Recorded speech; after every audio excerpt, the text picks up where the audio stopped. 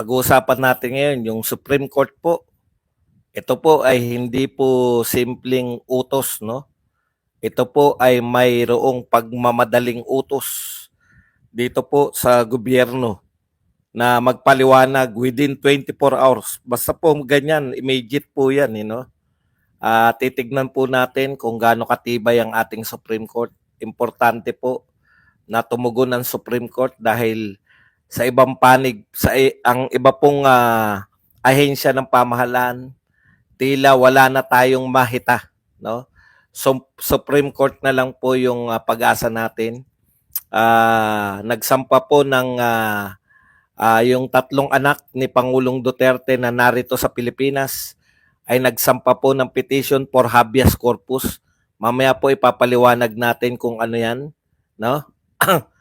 Kung ano yung habeas corpus na yan. At kinakailangan po sumagot nitong mga tao sa gobyerno, si Lucas Bersamin, si yung magkapatid na Remulla, at saka yung Chief PNP Marbil, no? Para po ipaliwanag nila na wala pong naganap na tama lamang yung pag-aresto. Kasi kaya po 24 oras, nakita nyo po, no?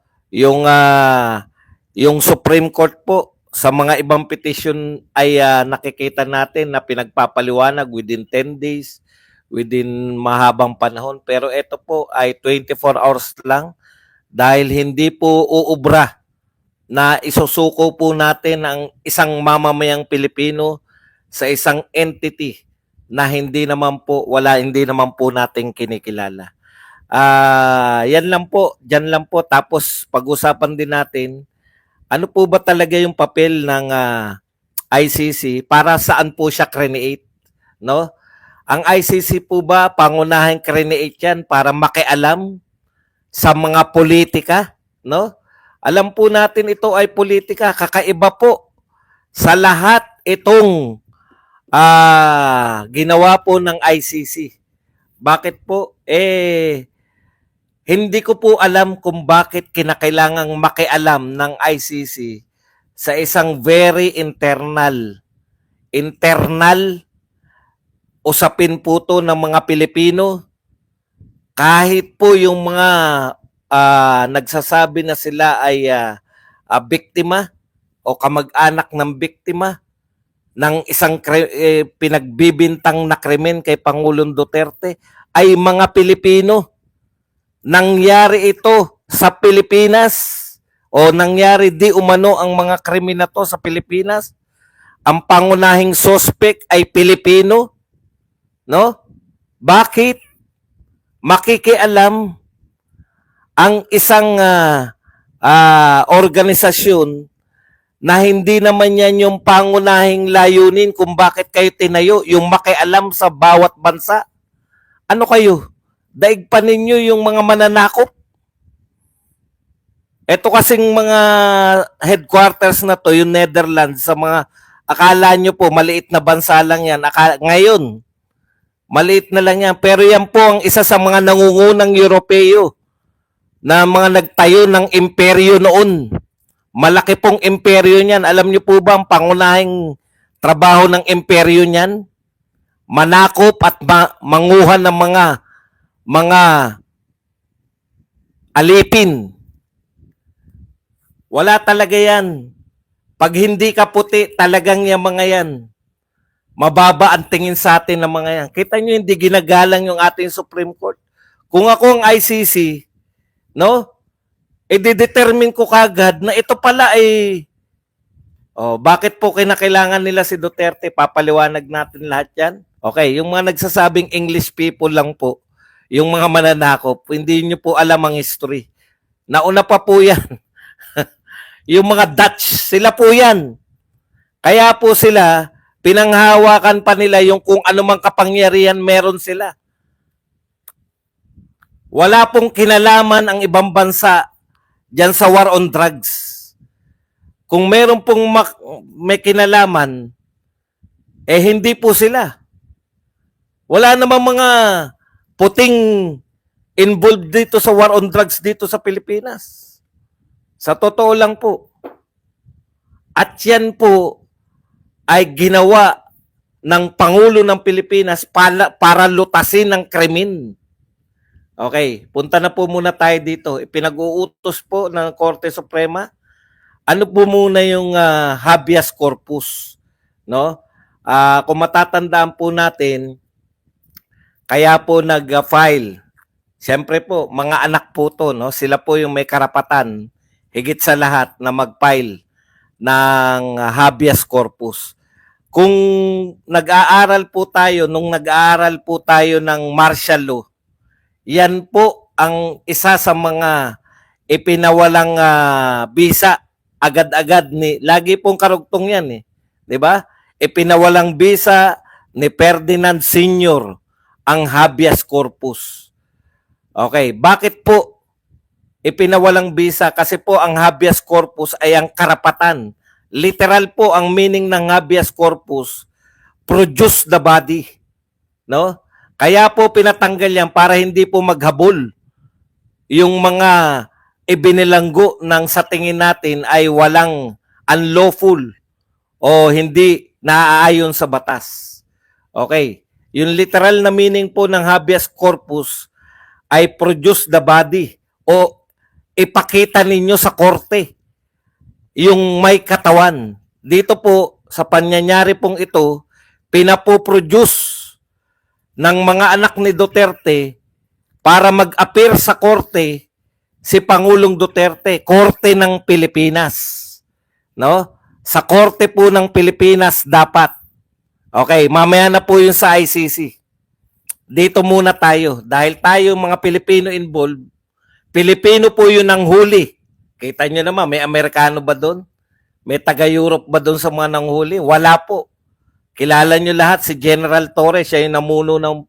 Tapos si General Marbil, naroon, yung kausap siya ni Senator Go. No?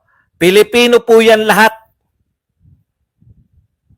Kaya po sila, inuutusan sila ng Korte Suprema, nagpetition yung mga anak, tignan nyo po kung gaano ka-urgent 24 oras kinakailangan yung sagutin.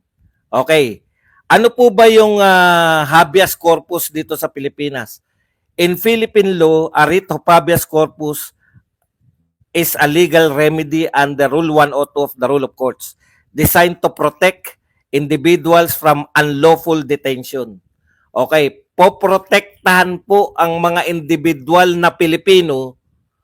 Yung habeas corpus po ay para proteksyonan yung isang individual, yung isang Pilipino mula po sa unlawful, mula po sa labag na pagpapakulong. Ayan. So, it requires the custodian of a detained person to bring them before court and explain the legal basis for their confinement.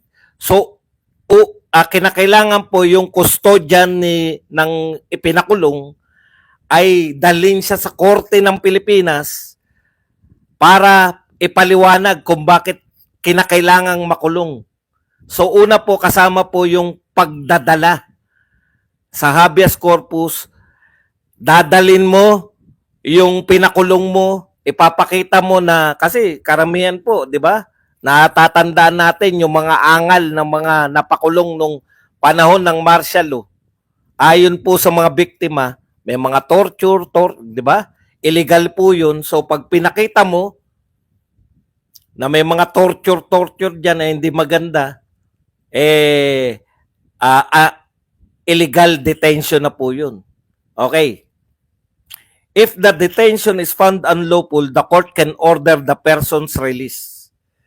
Yan po, no? So, pag ang Korte Suprema po ay nag-rule na hindi tama ang pagkakadakip kay Pangulong Duterte, uutusan niya po yung mga may custody kay Pangulong Duterte para ibalik siya sa korte ibalik siya sa korte at pagpaliwanagin yung nagpakulong sa kanya kung bakit lawful o kung bakit nasa batas.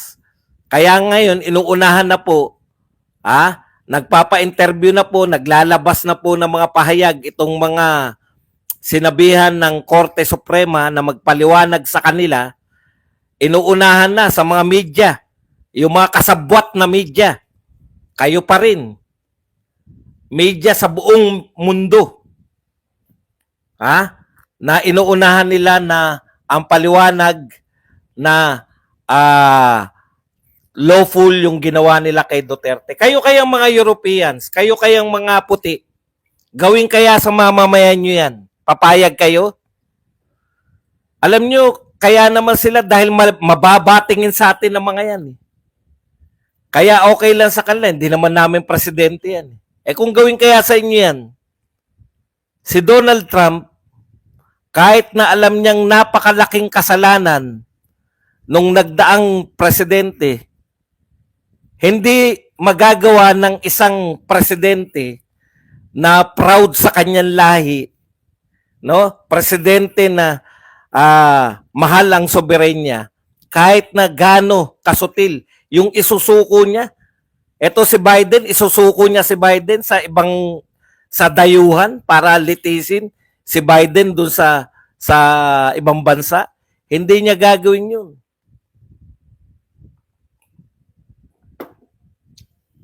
Hindi rin gagawin niya ng Prime Minister ng Japan. Hindi rin gagawin niya ng Presidente ng China. Hindi po gagawin niya ng kahit pinakamaliit na presidente. Kaya takang-taka, manghang-mangha ang international press. Kahit na kalaban ng international press si President Duterte dahil minumura sila nung araw, takang-taka sila sa ginawa ng ating gobyerno. Ngayon lang daw po nangyari ito na mismong yung gobyerno. Ang ginawa nilang halimbawa, si Putin, may warrant of arrest, matagal na, nakalabas, nakalathala sa lahat. Nahuli ba si Putin? Hindi, dahil hindi miyembro ng ICC ang Russia. Si Benjamin Netanyahu, may matagal ng warrant of arrest sa ICC. Nahuli ba si Benjamin Netanyahu? Hindi, dahil hindi miyembro ang Israel. Ang Pilipinas, mayroong ICC na hindi pa nalalathala. Wala pa po nakakaalam. Lihim pa. Sila pa lang nakakaalam. Yung mga manghuhuli at yung mga kung sino mang tao. Lihim pa sa buong mundo. Hindi pa nalalabas.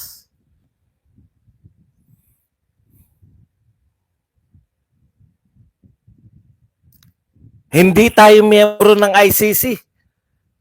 Paulit-ulit, si Marcos na mismo nagsasabi, paulit-ulit. Si Marcos na mismo ang nagsasabi na walang jurisdiction ng ICC sa atin. Yang mga Interpol, palusot na lang yan. Wala pong kapanyarihan ng Interpol na mag-issue ng warrant of arrest. Dinidinay na nga ng Interpol ng France eh.